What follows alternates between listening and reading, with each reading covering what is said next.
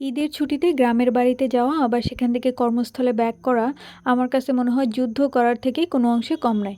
কারণ সে সময় রাস্তাঘাটে অনেক বেশি প্রেশার থাকে, গাড়ি ঘোড়া থাকে অনেক বেশি, কোনো সিট পাওয়া যায় না, আর পাওয়া গেলেও একদম পেছনে। ফ্যামিলি নিয়ে এই সময় যাতায়াত করাটা অনেক বেশি কষ্টকর হয় যদি আরও সিট না পাওয়া যায়।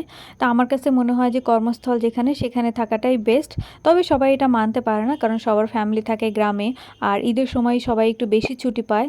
আর ঈদের আগে বা পরে কিন্তু তেমন একটা ছুটি পাওয়া যায় না। এই ভিডিওটা আমার করা জুনের 16 তারিখে। সেদিন আমার হাজব্যান্ড চলে যাচ্ছিল কক্সবাজার, কারণ তার অফিস অলরেডি খুলে গিয়েছিল। আমাকে সেই সময় নিয়ে যায়নি, কারণ সে গাড়ির তেমন সিট পায়নি, মানে ভালো কোনো গাড়ির সিট পায়নি। নর্মাল একটা গাড়ির সিট পেয়েছে, তাও আবার একদম পিছনে। তো আমাকে বললো, তুমি এভাবে যেতে পারবা না, তুমি পরে আসো, আমি চলে যাই। তাকে গাড়িতে তুলে দেওয়ার পর আমরা একটু চলে গেলাম ঠাকুরগাঁও সরকারি বালক উচ্চ বিদ্যালয়ের একদম মাঠে। আমার ভাই এই স্কুলে পড়ে, তো তাকে আমরা বলছিলাম যে তুমি একটু গেটের সামনে দাঁড়াও, কয়েকটা পিকচার তুলে দিই। সে এত বেশি লাজুক, সে কোনো পিকচারই তুলবে না, অনেক বেশি রাগ দেখাচ্ছিল। আসলে এই সময়টা কিন্তু আমরা এখন মিস করি, যে স্কুল লাইফটা অনেক বেশি মজার ছিল। আসলে সে এখন ওইভাবে বোঝে না। আমার কাছে তো মনে হয় আমার লাইফের সব থেকে সুন্দর সময় আমি স্কুলে কাটিয়ে এসেছি। আমি যেখানেই যাই না কেন আমার স্কুল লাইফের কথা অনেক বেশি মনে পড়ে। আমি সেটাই আমার ভাইকে বোঝানোর চেষ্টা করছিলাম যে এগুলি কিন্তু তোমার একসময় মেমোরি হয়ে থাকবে। তবে সে আসলে অনেক বেশি শাই ফিল করে, এজন্য এগুলি ছবি বা ভিডিও তুলতে চায় না।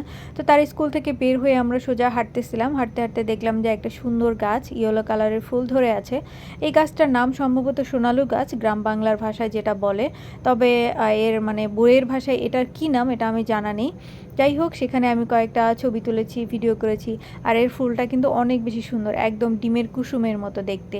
আর এই গাছের যখন ফুল ধরে তখন কিন্তু দেখতে অনেক বেশি সুন্দর লাগে, আর মাটির যে নিচটাতে থাকে সেটা অনেক বেশি ফুল পড়ে থাকে, একদম মনে হয় কেউ ছিটিয়ে রেখেছে, এরকম একটা অবস্থা, দেখতেই পাচ্ছেন ভিডিওতে। সো যাই হোক, এই ছিল আমার ছোট্ট একটা ব্লগ। আশা করি আপনাদের ভালো লেগেছে। আজকের ভিডিও এই পর্যন্ত, দেখা হবে অন্য কোনো ভিডিওতে। সেই পর্যন্ত সবাই ভালো থাকবেন, আর অবশ্যই কিন্তু আমার চ্যানেলটি সাবস্ক্রাইব করবেন।